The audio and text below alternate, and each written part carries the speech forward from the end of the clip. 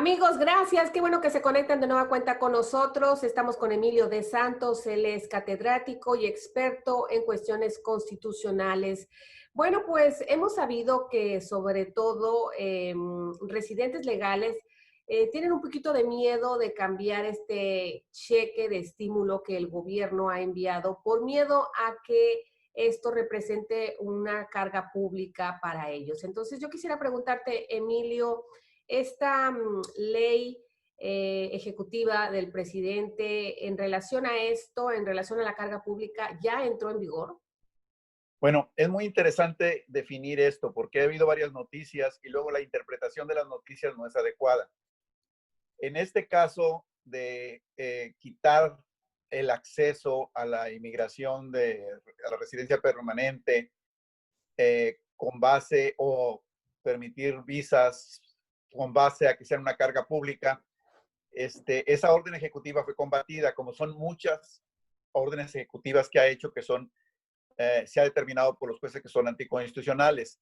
Lo que pasa es esto, cuando hay un procedimiento jurídico, que hay un peligro, digamos, que va a servir o un daño que hay, el juez ve dos cosas. Uno, que la demanda esté fundada, que hay bases para demandar la falta de constitucionalidad de la ley o de la orden ejecutiva. Y otra es un injunction, una orden de restricción. O sea, que para eso.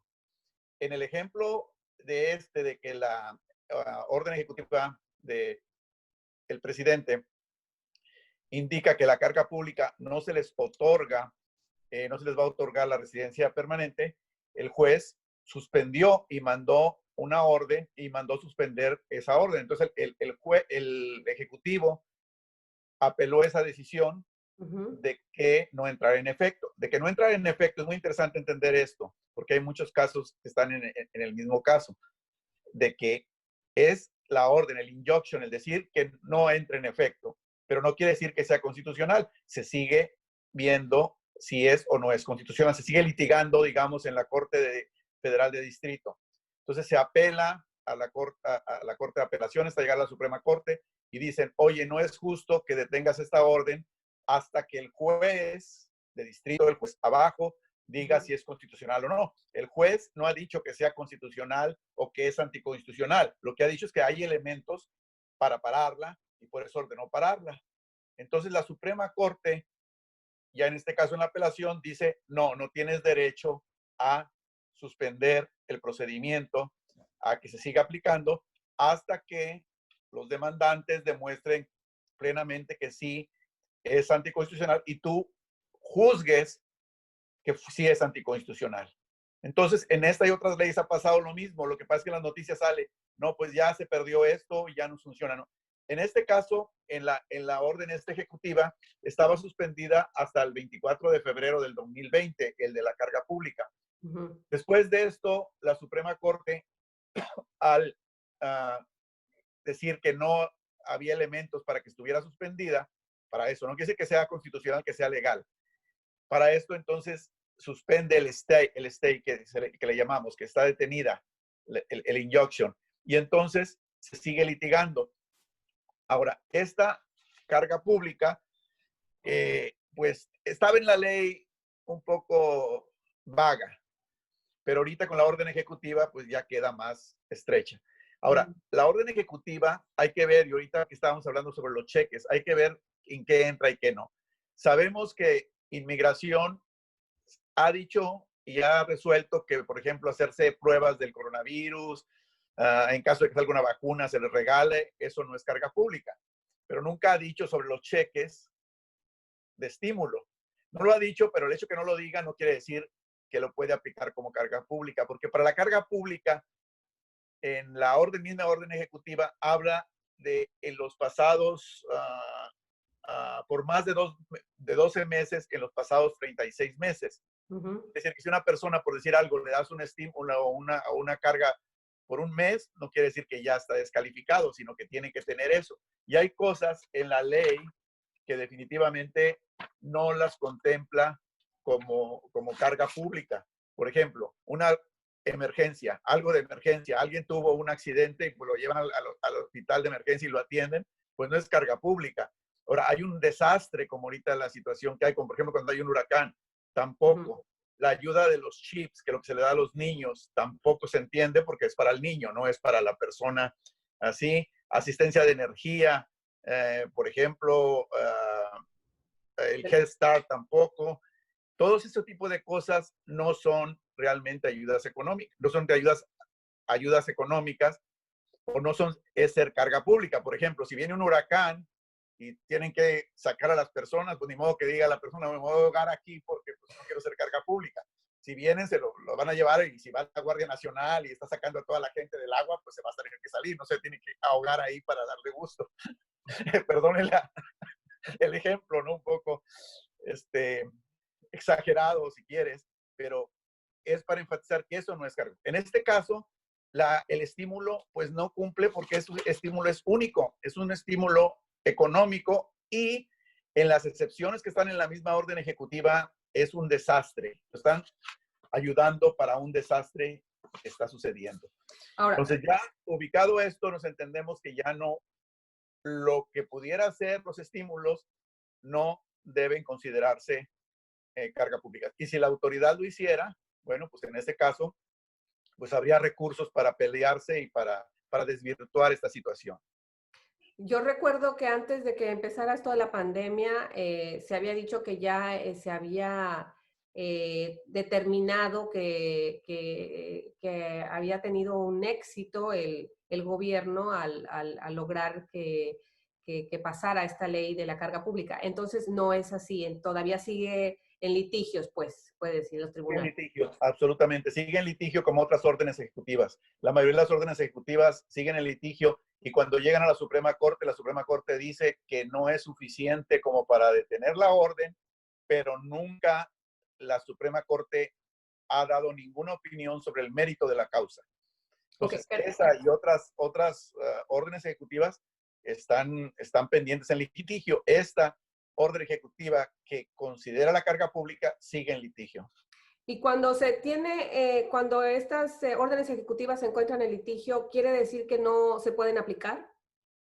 Bueno, es por eso hay dos partes cuando uno demandas que es anticonstitucional y por otra parte pides que no la apliquen. Ujú. El juez admite la demanda para litigar si es anticonstitucional y da una orden de que se suspenda. Ah, ok. Lo que apela el gobierno es la orden de suspensión, el injunction, el stay que le pone. Ujú. Eso es lo que apela el gobierno y el gobierno va apelando y al llegar a la Suprema Corte le dan la razón de que no se suspenda temporalmente, porque el injunction es una suspensión temporal. Ya cuando se juzga y se ve que sí fue anticonstitucional, en ese momento, entonces sí se suspende la ley porque es anticonstitucional. Perfecto. Entonces, ¿qué les podemos decir a todas esas personas, sobre todo residentes legales, que en el caso tuyo, por ejemplo, que me has dicho que has recibido llamadas de personas que tienen un poquito de miedo de cambiar estos cheques porque creen que pueda considerarse carga pública y que después ellos no vayan a poder tener la posibilidad de recibir su ciudadanía? ¿Qué les quieres decir? Pues yo les digo que en mi opinión, ¿verdad? Como todo, puede haber otras opiniones que les pueden decir lo contrario, pero en mi opinión no hay ningún problema. Además es muy difícil porque ellos no pidieron el cheque, reciben el cheque y ¿qué le hacen? Si lo regresan se va a perder, o sea, realmente prácticamente no se puede negar a recibir el cheque porque el cheque se los mandaron sin solicitarlo y va con una carta que manda el presidente en inglés y en español y esa carta pues dice que es un estímulo por los problemas que hay, etcétera. Es bueno que guarden esa carta por si algún momento hubiera un problema, pues ahí está la carta donde está diciendo el presidente que él mandó ese dinero y por qué lo mandó, etcétera. Llega el cheque y luego llega la carta, casi no llegan simultáneamente, pero llega una carta firmada por el presidente. Muy bien, aclarado esto, seguimos con el otro punto que también nos interesa mucho, que tiene que ver con las personas que pagan sus impuestos, que son inmigrantes, pero que tienen este número que se llama ITIN, que de alguna manera sustituye el seguro social para términos del pago de impuestos. ¿Qué está pasando? Creo que también hay algo en litigio sobre eso. Pero sí, aquí hubo un problema porque originalmente se les iba a dar a todos los que pagaban impuestos. El Congreso pasó esa ley, pero al llegar al Senado fue sobre todo por el senador Paul Ron, fue el que más se opuso, y unos republicanos indicando que no les dieran dinero a esas personas porque no tiran papeles. En realidad les debían dar dinero porque le están dando dinero a la gente que contribuye y que trabaja, no es un asunto migratorio. Pero pues en el Senado, pues, como dice, dominó el racismo, vamos a llamarle así. Y dada la necesidad de toda la gente de recibir esos estímulos, e incluso el presidente dijo, yo la firmo de inmediato, pues se le aceptó al Senado que se excluyeran los que tienen el ITIN nombre, el número de identificación fiscal. Este tiene dos problemas. Uno de ellos es las personas que trabajan y no tienen documentación legal, pero pagan sus impuestos. Ellos se trató en el Congreso, trataron de pasar una ley para que los incluyera. Esa ley tuvo 50 representantes, 50 congresistas que querían pasar esta ley para que definitivamente les pasaran a esas gentes que era injusto, que si estaban pagando impuestos y contribuyendo a la economía y estaban mal, pues que recibieran eso. Desafortunadamente no pasó a la Cámara de Representantes, aunque está controlada por los demócratas, eso sí no pasó, no les gustó esto. Ahora, ante esto hay otro problema. Uno es los que tienen ese número y nada más tienen ese número, y su familia nada más tienen ese número de identificación fiscal. Hay otro problema que están sufriendo quienes son matrimonios mixtos, digamos, alguien que está casado y él sí tiene seguro social y ella no, o viceversa, o los niños sí tienen, o los niños no tienen. Esto pasa mucho con las visas de trabajo. Cuando alguien viene con una visa de trabajo, le dan su visa y a la familia pues no se lo dan y sacan un ITIN number, que es lo normal. Entonces, eso es lo legal, porque muchas veces en los medios de comunicación y sobre todo los medios pro racistas, vamos a llamarles así, inmediatamente empiezan, es que esos son ilegales. Bueno, no son ilegales, son completamente legal, son gente muy necesaria a los Estados Unidos, por eso les dan el permiso de venir a trabajar aquí, pero tienen la familia que no lo es. Otro de los casos es quien se casa entre un ciudadano americano con nuestra zona. A esas personas no le está llegando porque si no su esposo o su esposa y todos los hijos tienen su número de identificación, su seguro social, no les llega. Esto ya está en litigio. Se quiere hacer esto se está litigando, independientemente de que el Congreso no lo pasó, pero estas personas, nada más es las personas de ese tipo de situaciones mixtas, no quienes nada más tienen el ITIN number. Las personas que están casados o tienen dependientes o son dependientes de alguien con el número de identificación fiscal, hay una demanda que es un class action que le llamamos, que es una demanda de todos los afectados. Toda la gente afectada por eso está demandando porque lo consideran injusto. Y tiene bastante mérito porque pues, en realidad están ahí, como digo, están legislando o censurando los matrimonios, ¿verdad? Como diciendo, oye, si tú nada más te puedes casar con alguien que tenga seguro social. Tiene bastantes méritos para que finalmente esto pase. Entonces, para retomar todo lo que me estás diciendo, cuando tú dices que el Congreso rechazó lo de las personas que tienen ITIN, ¿fue ya en una segunda ocasión o nada más fue en la primera vez? La primera vez pasó, la primera vez estaban todos incluidos. Al pasar al Senado, el Senado bloqueó eso y dijo que se excluyeran los de ITIN number. Entonces se tuvo que modificar la ley, aceptar el Congreso que se excluyera a ellos. Esa fue la primera vez. La segunda vez trataron ahorita de enmendar esa ley, el CARE, pero como digo, nada más había 50 congresistas que la apoyaban y finalmente no pasó por toda la Cámara de Representantes. O sea que ni siquiera pasó por la Cámara de Representantes. O sea, no pasó. O sea, había 50 sponsors que le llamamos, 50 patrocinadores o que apoyaban esta ley, pero no alcanzó a pasar la Cámara de Representantes. Ok, tampoco llegó al Senado. No, pues efectivamente ya no pasaría ya al Senado. Ok, eso habla porque la Cámara de Representantes la tiene mayoría el Partido Demócrata, ¿no? Y sí, la tiene mayoría, pero aún así esto no les gustaba. O sea, como que era algo como que estaba hablando realmente directamente de los pues, inmigrantes y cosas de ese tipo, y no tenían suficiente fuerza, digamos, para pasar. Y obviamente también puede haber sido que prácticamente vieran que el Senado no iba a pasar de ninguna manera, iban a aceptar esto, mientras hubiera esta mayoría en el Senado, bueno, esta casi mayoría que hay. Ya tu opinión sobre esto, porque sí me llama mucho la atención que también los demócratas se opongan un poquito a esto. O sea, porque pues las personas que tienen un número ITIN, pues también pagan impuestos, no importa, o sea, ¿por qué se les da esta posibilidad de pagar impuestos y después no tomarlos en cuenta de otra forma, ¿no? Es la base de los Estados Unidos, la base de la independencia que decían, incluso así pasaba, no taxation without representation, que decían que fue el pleito contra Gran Bretaña para la independencia. Decían, oye, pues no tenemos representación nosotros aquí y nada más me cargas impuestos y eso no es justo. En esa época, pues estaban los colonos molestos con esta situación de que precisamente ellos pagaban impuestos pero no tenían representaciones, similar a lo que es ahorita los inmigrantes que no tienen papeles, ¿verdad? Claro. Entonces pasaban eso y luego pues se enojaron mucho y se enojaron y hicieron vandalismo, fue un vandalismo lo que hicieron, estaban enojados con los ingleses y fueron los vándalos, digo, son héroes, pero eran vándalos, a tirar el té, a meterse un barco que no era de ellos y tirar el té al mar, y tirar el té al mar. Así empieza la revolución de los Estados Unidos, por la opresión, por la discriminación y por el abuso de los impuestos. Y entonces, cuando hablas de litigio, nada más son estas parejas mixtas o también se están incluyendo a la gente con ITIN. No, esta demanda es exclusivamente de las parejas mixtas o con descendientes y ascendientes mixtos. Y entonces las personas que tienen el ITIN, ¿cuál es o sea, qué les vamos a decir a ellos? ¿Tienen una otra posibilidad?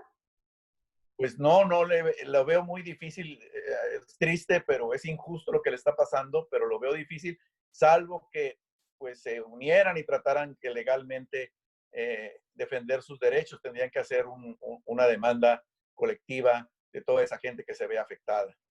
Habría entonces que hacerles un llamado a estas organizaciones que defienden los derechos de los inmigrantes, ¿no? Para que retomaran esa causa, ¿no? Exacto.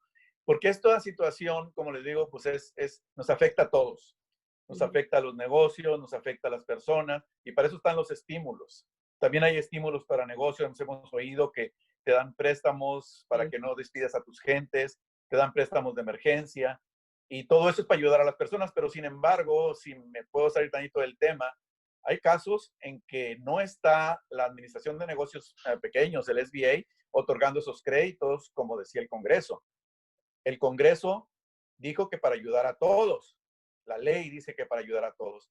Pero ellos, por ejemplo, están tomando en algunos casos diciendo, no, los que hayan estado en bancarrota no los debemos de ayudar porque están en bancarrota. Bueno, están en bancarrota porque no pueden pagar, pero tienen empleados también. Incluso aquí ya la Corte, aquí en el sur de Texas, en la Corte Federal, determinó que fue inconstitucional eso de que a los que tuvieran bancarrota, no, es un caso de una empresa de ambulancias que era injusto que no le dieran ayuda. Entonces eso ya se resolvió anticonstitucional porque está abusando la Administración de Negocios Pequeños, el SBA.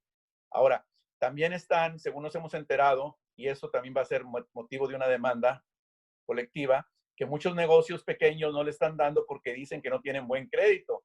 Y esto pues suena absurdo, si es una situación económica que nos está afectando a todos, claro, está afectando y hay que ayudar, al que más debes de ayudar es al más pequeño.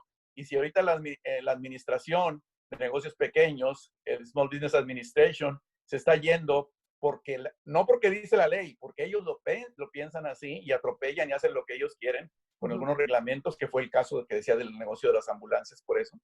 Y entonces empieza a decir, no, pues tienes muy mal crédito. Pues sí, tengo mal crédito, por eso necesito que me ayudes. Si tuviera muy buen crédito, tuviera mucho, pues no necesitarían ayuda, ¿verdad? Entonces, esto también ya se están algunas personas organizando que les han negado esos créditos, esas ayudas a esos negocios pequeños con base en cuestiones de su crédito o su solvencia y de ese tipo. Algunos no les han contestado, otros cuando piden que les contesten, pues la Administración de Negocios Pequeños pues dice que no califican porque no tienen un historial de crédito muy bueno. Pero el problema es que esas ayudas son para que los de negocios mantengan a sus empleados, para que no se despidan y no sufra. Pero si no les das ayuda a los negocios, pues van a despedir a los empleados y esa gente va a estar mal.